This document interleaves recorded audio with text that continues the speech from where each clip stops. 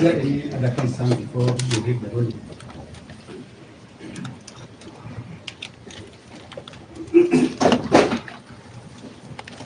Our ruling is ready on the consolidated petitions with the lead file being petition number E565.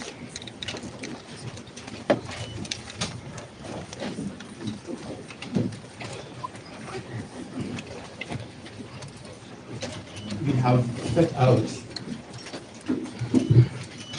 the structure of the ruling, but we'll begin from our analysis of the issues that we think are relevant now.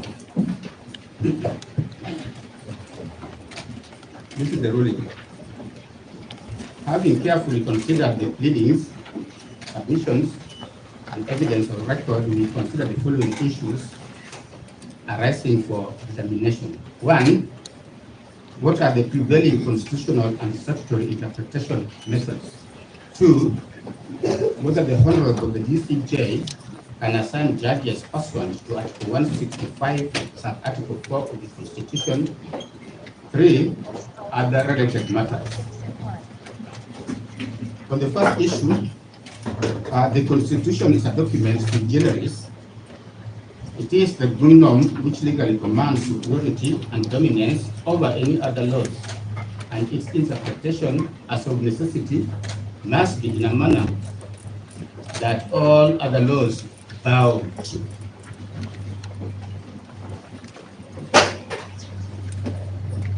The court in S versus Atchison, 1991,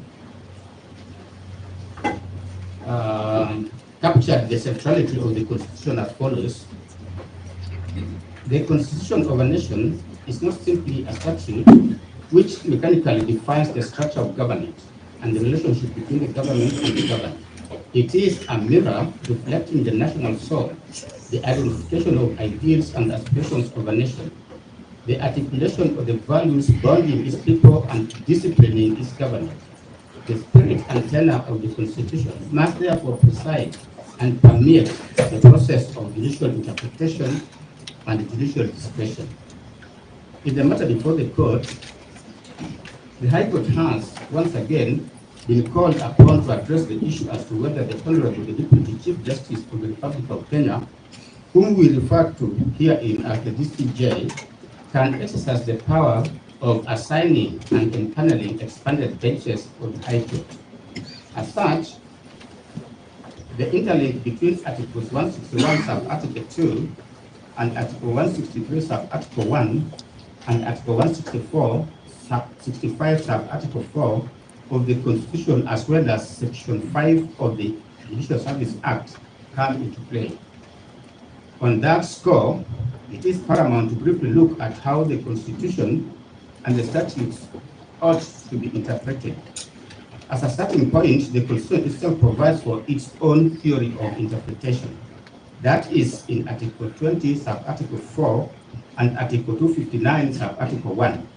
Article 20, sub-Article 4 requires courts, while interpreting the Bill of Rights, to promote the values that underlie an open and democratic society based on human dignity, equality, equity, and freedom, and the spirit, purport, and the objects of the Bill of Rights. Article 259, sub-Article 1 commands courts to interpret the Constitution in a manner that promotes its purposes, values, principles, advances, and rule of law, human rights and fundamental freedoms in the Bill of Rights, permits the development of the law, and contributes to good governance. In hailing the Constitution of Kenya as a highly transformative one, courts have over time developed various methods or canons of interpretation. In the case of David Lee and others versus Attorney General, the learned High Court judges dealt with 4 constitutional interpretive principles, being that the Constitution must be interpreted holistically, that the Constitution does not favor formalistic approaches to its interpretation, and it must not be interpreted as one would a mere statute. The Constitution has provided its own theory of interpretation to protect and preserve its values, objects and purposes, and that in interpreting the Constitution, non-legal considerations are important to give its true meaning and values. The Supreme Court, in the matter of the Kenya National Commission on Human Rights, Supreme Court advisory opinion reference which I've given at paragraph 26 answered the question as to what holistic interpretation of the Constitution means. The court stated as follows: but what is meant by holistic interpretation of the Constitution? It must mean interpreting the Constitution in context. It is contextual analysis of a constitutional provision, reading it alongside and against other provisions, so as to maintain a rational explication of what the Constitution must be taken to mean in the light of the history of the issues in dispute and of the prevailing circumstances. In the case of Tani Fuza as Attorney General, which I've given, citation I've given, the court was of the firm position that the Constitution must be read as an integrated whole. The court observed as follows: the entire Constitution has to be read as an integrated whole, and no one particular provision destroying the other, but each sustaining the other. This is the rule of harmony, the rule of completeness and exhaustiveness, and the rule of paramountcy of the written Constitution. On the tenet that the Constitution does not favor formalistic approaches to its interpretation, and that it must not be interpreted as one would a mere statute, the Supreme Court pronounced itself in the case in re-interim Independent Electoral Commission. The court said as follows: the rules of constitutional interpretation do not favor formalistic or positivistic approaches. The Constitution has incorporated non-legal considerations which we must take into account in exercising our jurisdiction. The Constitution has a most modern Bill of Rights that envisions a human rights-based and social justice-oriented state and society. The values and principles articulated in the preamble, in Article 10, in Chapter 6, and in various provisions reflect historical, economic, social, cultural, and political realities and aspirations that are critical in building a robust, patriotic, and indigenous jurisprudence for Kenya. Article 159 sub-Article 1 states that judicial authority is derived from the people. That authority must be reflected in the decisions made by the courts. Close quote. In expounding the principle that the Constitution has provided its own theory of interpretation to protect and preserve its values, objects, and purposes, the retired Chief Justice, His Lordship Honorable Mutunga, had the following to say in his concurring opinion in the Speaker of the Senate and another versus Attorney General. The Honorable Chief Justice then had this to say: in both my respective dissenting and concurring opinions in the matter of principle of gender representation in the National Assembly and Senate, I argue that both the Constitution 2010 and the Supreme Court Act 2011 both provide comprehensive interpretive frameworks upon which fundamental hooks, pillars, and solid foundations for the interpretation of our Constitution shall be based. In both opinions, I provided the interpretive coordinates that should guide our jurisprudential journey as we identify the core provisions of our Constitution, understand its content, and determine its intended effect. He proceeded to say more, which I have included, but I will not read. The Supreme Court also expounded the incorporation of non-legal considerations and their importance in constitutional interpretation. In the case Communications Commission of Kenya and 5 others versus Rural Media Services, at paragraph 356, the court said this: we revisit once again the critical theory of constitutional interpretation and relate it to the emerging human rights jurisprudence based on Chapter 4, the Bill of Rights of our Constitution. The fundamental right in question in this case is the freedom and independence of the media.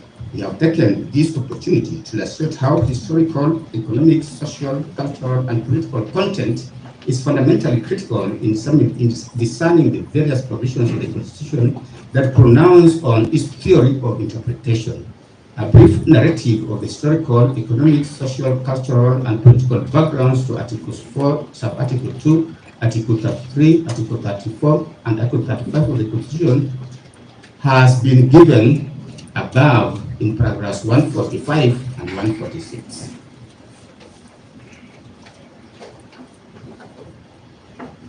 We begin with the concurring opinion of the CJ and the President in Gitirao Munya case, where there was references to Black Law Dictionary, where it was said that references to Black Law Dictionary will not, therefore, always be enough, and references to foreign cases will have to take into account these peculiar Kenyan needs and context. It is possible to set out the ingredients of the theory of the interpretation of the Constitution. The theory is derived from the Constitution through conceptions that my dissenting and concurring opinions have signaled as examples of interpretive coordinates. I'll not read the entire quotation. Then in the case of Center for Rights, Education and Awareness, and another, the Court of Appeal also dealt with the subject of constitutional interpretation and laid out the very principles discussed above. The court further recounted the nexus between the principles of constitutional interpretation and the principle of statutory interpretation in the following manner. The principles on constitutional interpretation are not new. They also apply to the construction of statutes. There are other important principles which apply to the constructions of statutes, which, in my view, also apply to the construction of a constitution, such as presumption against absurdity, meaning that a court should avoid a construction that produces an absurd result. The presumption against unworkable or impracticable result, meaning that a court should find against a construction which produces an unworkable or impracticable result. Presumption against an anomalous or illogical result, meaning that a court should find against a construction that creates an anomaly or otherwise produces an irrational or illogical result. And the presumption against artificial result, meaning that a court should find against a construction that produces artificial result. And lastly, the principle that the law should serve public interest, meaning that the court should strive to avoid adopting a construction which is in any way adverse to public interest, economic, social, and political or otherwise. The court, as an independent arbiter of the Constitution, has fidelity to the Constitution and has to be guided by the letter and spirit of the Constitution. On our part, we wish to re-emphasize that the Constitution directs that it shall be interpreted in line with the doctrine of living constitutionalism. The doctrine holds that a constitution is a living document meant to evolve over time to reflect societal changes, contemporary realities, and shifting values. It further recognizes that the law is dynamic and adaptable to evolving circumstances, often encapsulated in the maxim that, in quote, the law is always speaking. It underscores the constitutional provisions as not static or frozen in time, but must be understood as applying to current circumstances regardless of their original context. This interpretive approach ensures that the Constitution remains relevant and effective in guiding the governance and legal framework of a modern, dynamic society. Moreover, the doctrine that the law is always speaking aligns with the purposive approach to constitutional interpretation as endorsed by courts in various jurisdictions. Under this approach, courts are required to interpret constitutional provisions in a way that gives effect to their underlying purpose and objectives, rather than adhering to a rigid or literal reading. Further, courts have emphasized the need for a flexible and forward-looking interpretation of the Constitution to meet the needs of a modern state. With the above interpretive principles in mind, we will now deal with other issues posed in the application under consideration.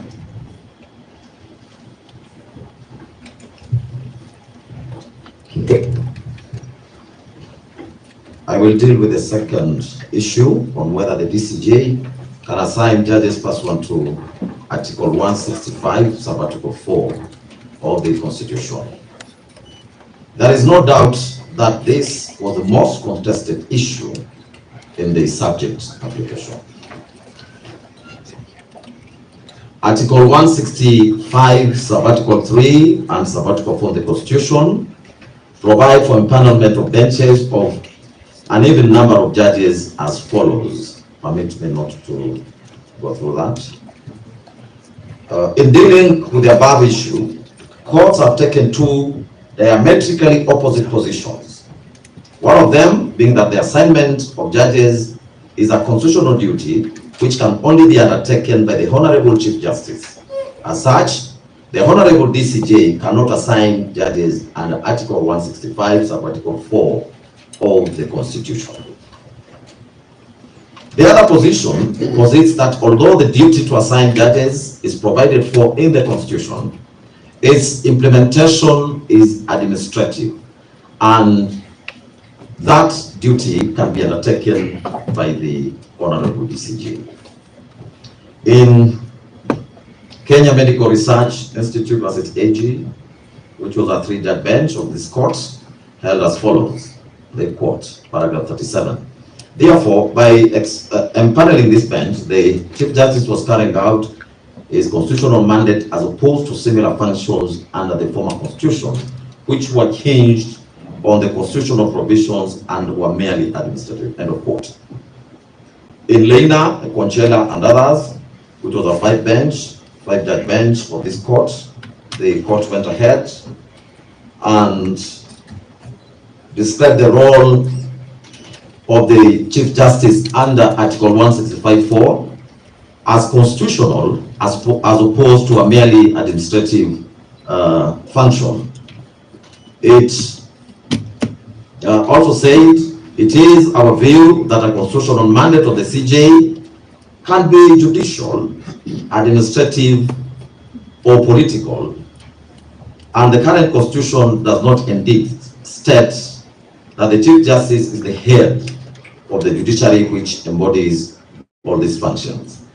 The learned judges in that empaneled bench then found that the constitutional mandate exercised by the CJ under 165(4) of the Constitution is an administrative function. The court also elaborately dealt with the issue as to whether such an administrative function could be undertaken by the Honorable DCJ, and in the end, the court rendered itself as follows. I quote paragraph 78. It therefore our finding that constitutional function of the CJ to assign benches under Article 165(4) being an administrative function can be performed by the Deputy Chief Justice when the Chief Justice is for good reason unable to perform. End of quote. The petitioners in these matters also cited the decision in Okoiti versus JSC and another, it is constitutional petition number A408 of 2020, as buttressing the position that the assignment of judges is a constitutional mandate and the sole preserve of the Honorable the Chief Justice. The decision was delivered by yours truly, who is part of this expanded bench. We have carefully considered the said decision.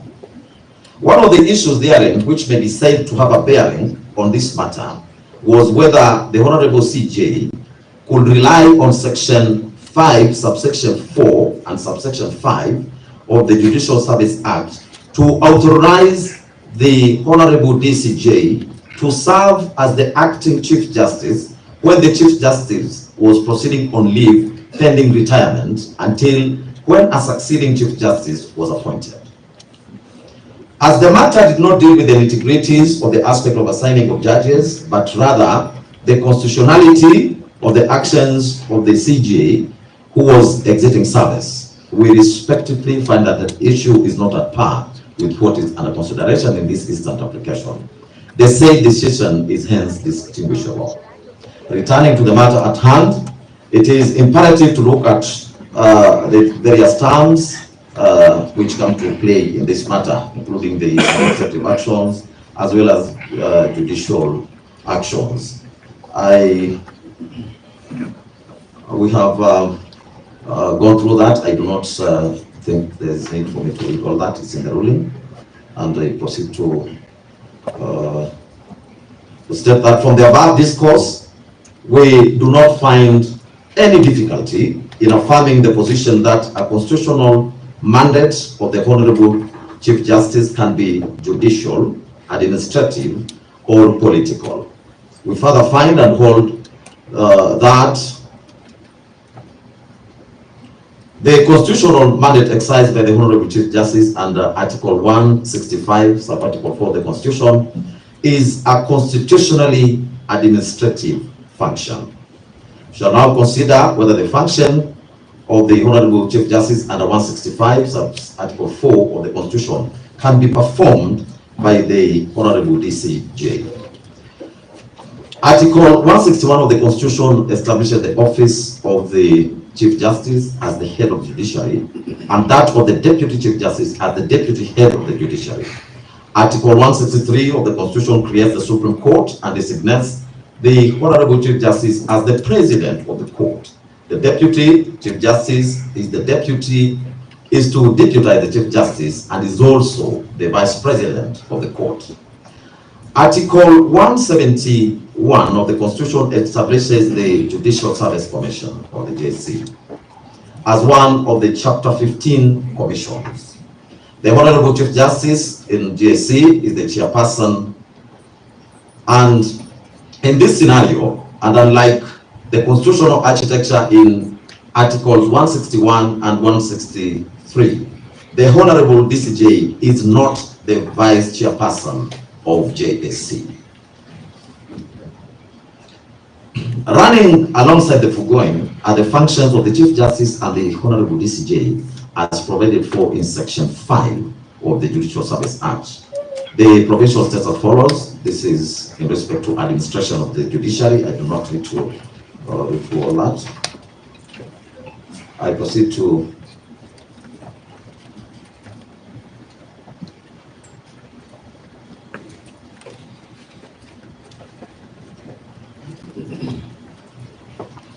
say that the decision in Lena Conchela also dealt with the definitions and various types of deputies, and ultimately rendered itself in the following manner. I think this one I should quote. But paragraph 77, it says, it has been canvassed before us that where the Constitution intends the Deputy Chief Justice to act on behalf of the Chief Justice, it has expressly stated so. Specific examples cited were Articles 141.1, 144.4, 148.4. These provisions fall under Chapter 9 of the Constitution that deals with the executive. This chapter does not have a general provision as regards the deputization of the Chief Justice by the Deputy Chief Justice, as is provided for in Article 161 to be in Chapter 10 of the Constitution on the judiciary. Hence, the provision of the deputization of the Chief Justice in Chapter number 9. A holistic and purposeful interpretation of Article 161 2B of the Constitution and Section 5 of the Judicial Service Act leads us to the conclusion that the Deputy Chief Justice substitutes the Chief Justice where necessary. End of quote. In the end, the learned judges found and held that the constitutional function of the Honorable Chief Justice to assign the benches under Article 165 for the Constitution, being an administrative function, can be performed by the DCJ when the DCJ is for good reason unable to perform this function. On our part, we have carefully addressed our minds to the issue. We find that there was a deliberate scheme by the drafters of the Constitution for the Honorable DCJ to deputize the Honorable CJ as Deputy Head of the Judiciary and as the Vice President of the Supreme Court, but not in the JSC. Such was an emphasis on the various manifestations of the constitutional duties bestowed upon the Honorable Chief Justice and the Honorable DCJ. As such, the prevailing legal position is that the Honorable DCJ can deputize the Honorable CJ in discharging judicial functions and in the administration of the judiciary as an arm of government, but cannot do so in respect of the affairs of the JSC. Our attention has also been drawn to the provisions of Article 259, sub-article 3b of the Constitution, which states as follows. This refers to construing the Constitution, and sub-article 3 provides as follows. Every provision of this Constitution shall be construed according to the doctrine of interpretation that the law is always speaking, and therefore, among other things, b. any reference in this Constitution to a state or other public office or officer or a person holding such an office includes a reference to the person acting in or otherwise performing the functions of the office at any particular time. Emphasis, or otherwise performing the functions of the office at any particular time. The above provision creates three tiers in which constitutional functions can be exercised. That is, by the substantive office holder, or by a person in an acting capacity, or by a person otherwise performing the functions of the office at any particular time. In our understanding, and against the background of the doctrine as stated, the drafters of our Constitution were deliberate about ensuring that the administration of duties and the application of the constitutional provisions are continuous and seamless, recognizing the necessity for offices and their functions to be performed even in transitional or extraordinary circumstances. Such an interpretation avoids technicalities and vacuums that could disrupt the functioning of state offices or public institutions, thereby promoting administrative efficiency and upholding the principles of constitutional governance. The provision reflects the broader principles of the rule of law and good governance, which require that state and public offices continue to function effectively, even during periods of transition or when the substantive office holder is unavailable. It in turn promotes legal certainty and administrative efficiency by ensuring that all constitutional responsibilities are carried out without disruption. For this reason, the functions of Article 165, sub-article 4, in our view, and in as far as the same relate to the office of the Chief Justice, also includes the Deputy Chief Justice acting in the capacity of the office of the Chief Justice or discharging its functions in an interim, acting or auxiliary role. At this point in time, we also wish to point out that the Honorable Chief Justice empaneled this very bench on the 14th day of October 2024 to deal with 6 constitutional petitions that inter alia challenged the first petitioner's impeachment process in the National Assembly. The said petitions are still current. On the 18th of October 2024, the Honorable DCJ empaneled the same bench to deal with constitutional petitions challenging the impeachment of the first petitioner in the Senate. To us, it is beyond peradventure that the Honorable DCJ can assign judges under Article 165, sub-article 4 of the Constitution, whenever he or she is discharging any of the constitutional functions on behalf of the Chief Justice.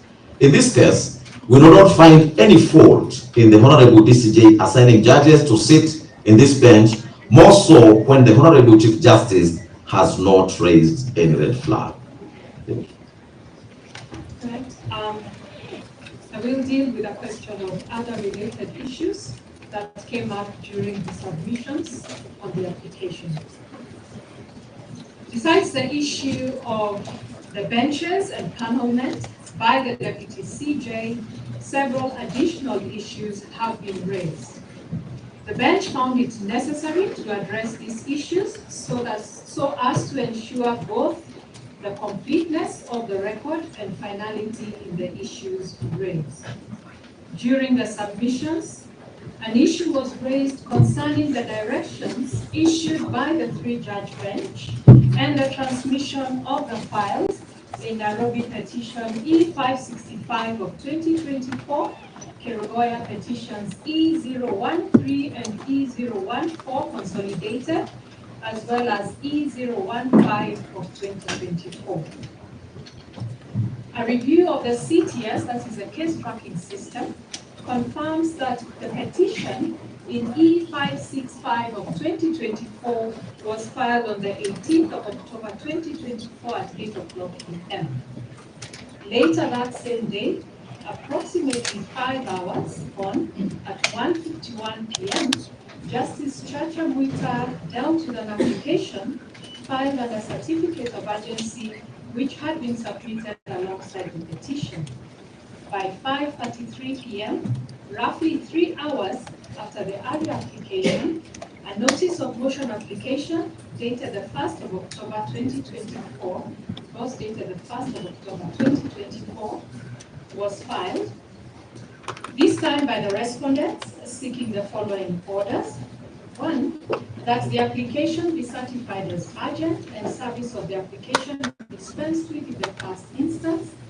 2, that pending the hearing and determination of bad application, inter partes, this honorable court be pleased to set aside, vary, or review the orders issued on the 18th day of October 2024, that is the interim conservatory orders. 3, that in the alternative, this court be pleased to set aside, vary, or discharge the ex parte orders issued on the 18th day of October 2024, and 4, that this honorable court will issue any other orders it deems fit in the interest of justice. Following its empanelment on the 18th of October 2024, and having received directions from the Office of the Deputy CJ, the bench deliberated on the appropriate directions to be issued. On the 19th of October 2024, at 12:20 p.m., the bench issued the following directions. That in light of the urgency of the matter and the weighty issues raised therein, we direct that the application be served and responded to forthwith for hearing inter partes on Tuesday, the 22nd of October 2024 at 11 a.m. in open court number 18. Petition E013, on the other hand, was filed on the 25th of September 2024 at 8:33 p.m. While petition E014 was filed on the 2nd of October 2024 at 7:07 p.m. Both way past official working hours of the court.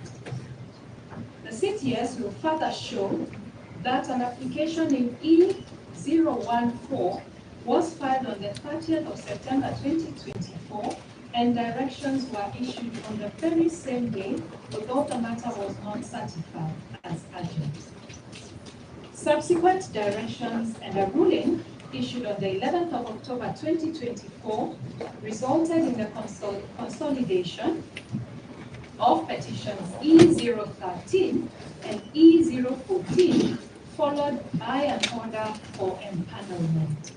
As the record on CTS will further show, the directions issued by the court in E014 of 2024, which were issued on the 2nd of October 2024, were again issued at 6:22 p.m., which is outside of what one would call the routine working hours of the court. This was due to the urgency demonstrated in the application, which sought directions regarding the then ongoing public participation process. The bench takes great exception to the petitioner applicant's conduct that when favorable to them, issues of orders, or rather orders issued outside of what one would refer to as the normal or working hours of the court raise no concern. However, when the court acts in an instance where it has been moved by any other party, and likewise proceeds to deal with an application at hand, the applicants show their indignation. Moving to petition E015, the CTS again would show that the same was filed on the 18th of October 2024, and once again following the directions issued by the court, this bench was empaneled on the 18th of October 2024 to hear all the three petitions, that is E565 of 2024, E013, E014, and E015, all of 2024. From this sequence of events,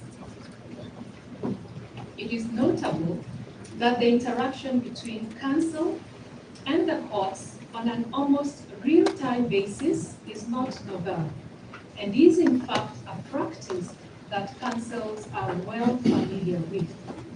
The CTS enables both council and the court to operate in real time, transcending traditional time limitations. This fact also buttresses the argument that with the advent of the CTS system, it is not unusual for courts to issue directions within the filing of an application or outside of what once again would be referred to outside the routine work hours of the court when circumstances do so require. Moreover, in raising the issue of improper seating, the applicants omitted a crucial fact, which was that the court had been moved by the respondents in petitions E565 of 2024 and E015 of 2024. As such, the court did not convene suo motu, but rather in response to the applications before it. The applicants have repeatedly referred to this convening as a sitting of the court, a term that we feel as a bench requires clarification and demystification. It is a matter of judicial notice that since the onset of the COVID-19 pandemic and the introduction of the case tracking system, the tradition of dealing with certificates of urgency has since evolved.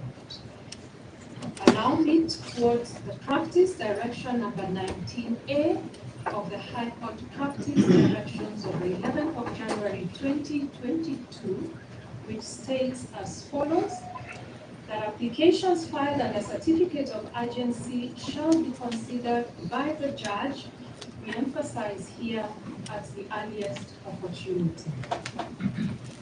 While the practice directions also stipulated that applications filed after 12 p.m. may be considered the next working day, the full adoption of the e-filing system across the judiciary has likely rendered this provision obsolete. Applications are now processed almost in real time, a fact well known to the justice users across the country and which we have demonstrated in this room. Furthermore, practice direction 19B confers discretion upon the court to issue orders or directions without the attendance of advocates or parties. This implies that the court can indeed issue directions on an application without the need for a formal sitting. The relevant provision, once again, reads as follows: that the court may, in its discretion, issue orders, stroke directions without the attendance of the advocates or parties.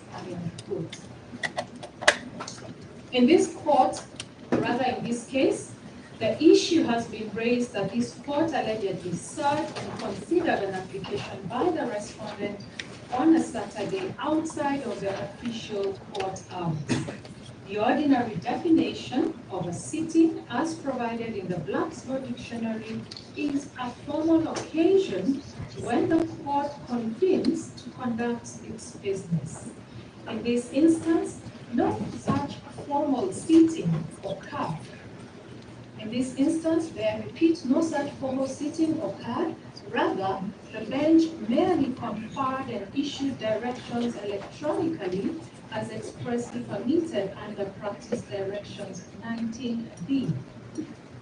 This is markedly different from a court session in which the bench is convened to hear and determine a matter. Furthermore, no evidence or proceedings have been presented before this bench to support the claim that a formal sitting did take place.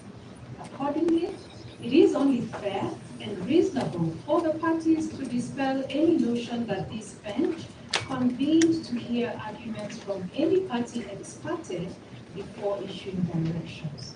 No such formal sitting took place, the court again emphasizes, and directions were issued electronically in line with established practice and procedural rules. We do, however, recommend that the current practice directions and relevant statutes, such as the High Court Organization and Administration Act, be amended so as to provide a much needed further clarity on this subject. Moreover, for the avoidance of doubt, and out of all the prayers sought by the respondent, only prayer number 1, which sought to have the matter certified as urgent, was granted. No other reliefs were considered or granted at the time.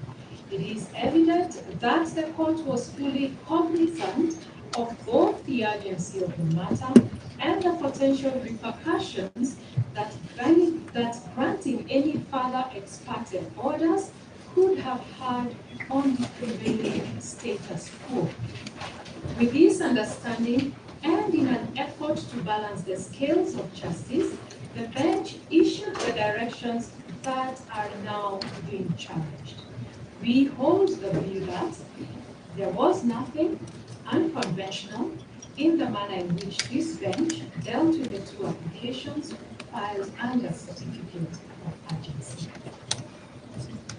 As regards the arguments that directions had already been issued by the respective courts for a mention before the bench on the 24th of October 2024, the arguments by the applicants appear to insinuate that the bench ought to have retained the date.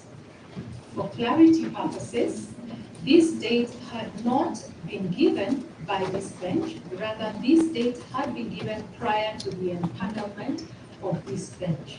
However, upon empanelment of the bench, the applications under certificates of urgency, the ones that I have just referred to, were filed, which applications were dealt with, and we feel rightly so.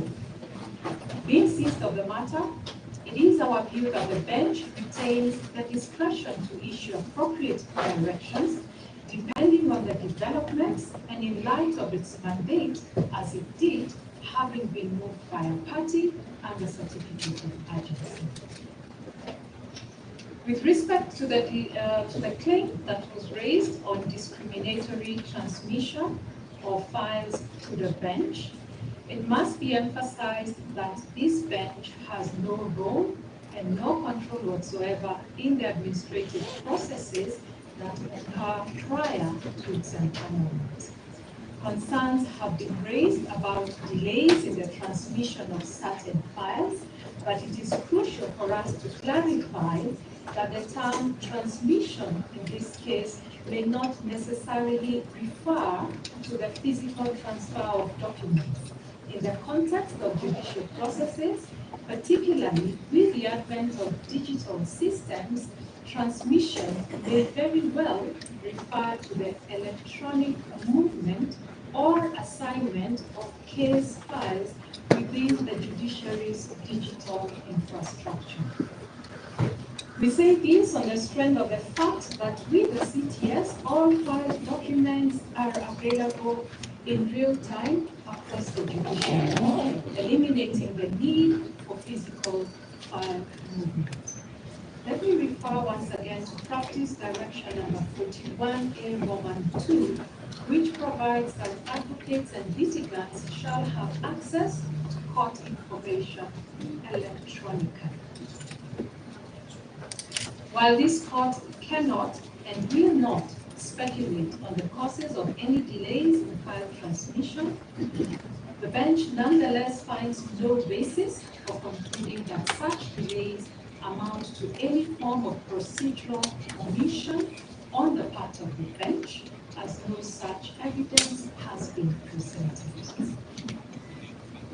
The applicants have equally in their submissions attempted to cast aspersions on the proceedings of this court, some of which I have already referenced. That is that the court was convened on Saturday, stating that there is no urgency in this matter, and so there was no need to convene the sittings of the 22nd day of October 2024, that this matter is being given priority over other petitions which have been filed, an insinuation that the bench is part of a conspiracy to infringe the petitioner's Article 50 right to fair hearing, and what I have again alluded to, that the transmission of the files from the Kiroboya High Court took place with what has been referred to as supersonic speed. One of the counsels went further by intimating that an exercise akin to the radical surgery may well be forthcoming, a statement which the bench, with tremendous respect, perceives as a veiled attempt at intimidation. The bench feels that such remarks are regrettable and wholly inappropriate. This bench remains firm in its duty and will not be swayed or influenced by any form of intimidation, regardless of its source. The bench takes the view that the applicants appear to selectively focus on aspects that favor their position while conveniently disregarding that declines that the applicants are presently benefiting from final conservatory orders, which this bench did not deem it fit to lift.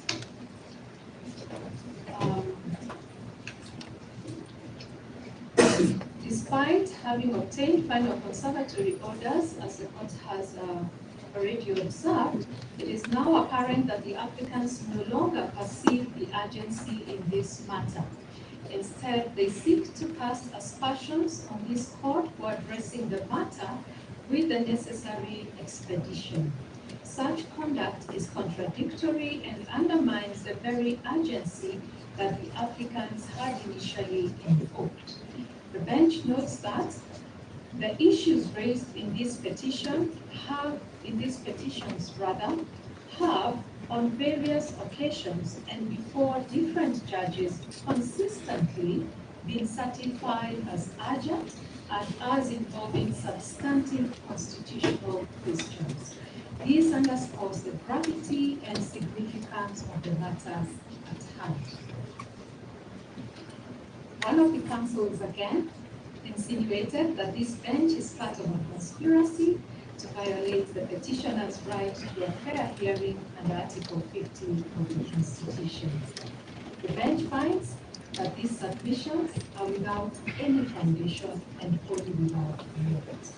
This court has not issued any rulings or directions that would suggest such an intention. It is apparent that this argument was made for the sake of the gallery, and we find it unnecessary to therefore address it further, safe to reaffirm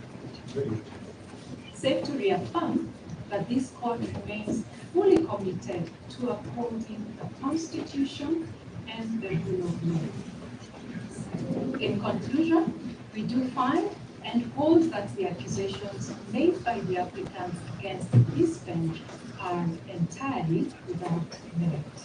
On this link, the last part of the link is whether the matter raises issues of public interest which require expeditious disposition of the petitions. The applicants have urged that the applications before the court are not urgent and have loudly wondered why it was necessary to give directions for hearing of the applications on the 22nd day of October 2024. In response, the bench quotes Article 131, which establishes the office of the President and the office of the Deputy President, and also we have cited Article 147 with regards to the functions of the Deputy President, just to lay context. And the context is this, according to the bench, that the first petitioner has been impeached under Article 145 of the Constitution, marking the first instance of such an event in Kenya's history. The impeachment of the said petitioner has undoubtedly garnered significant public interest, and these court proceedings represent a direct challenge to that impeachment. It goes without saying that these legal proceedings are of paramount concern to the citizens of this country. To suggest, as the applicants have, that this matter lacks urgency and does not warrant prompt adjudication is disingenuous and dismissive of its far-reaching implications.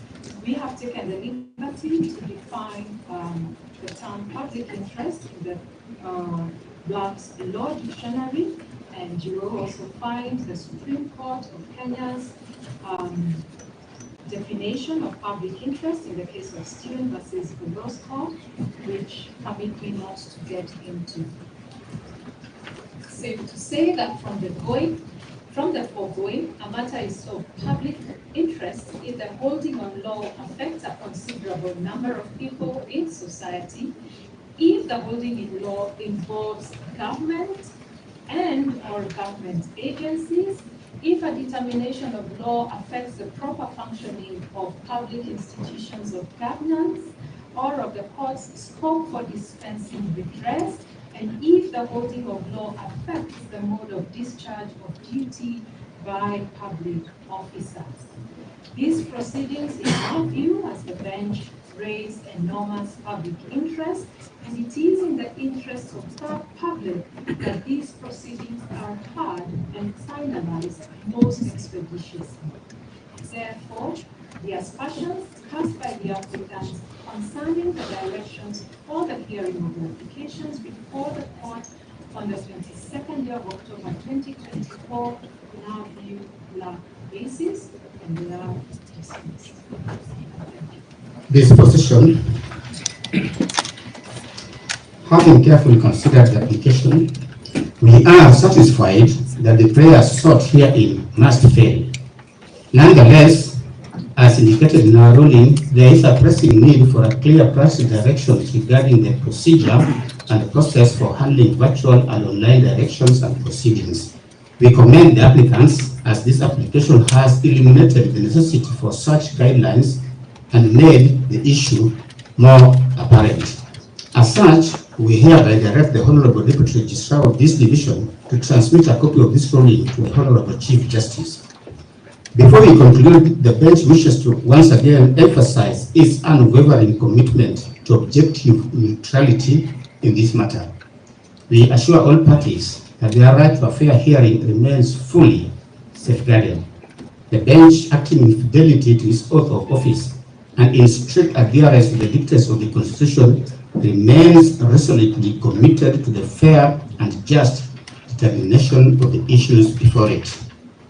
Finally, the application dated 22nd of October 2024 is disallowed with cause in the course.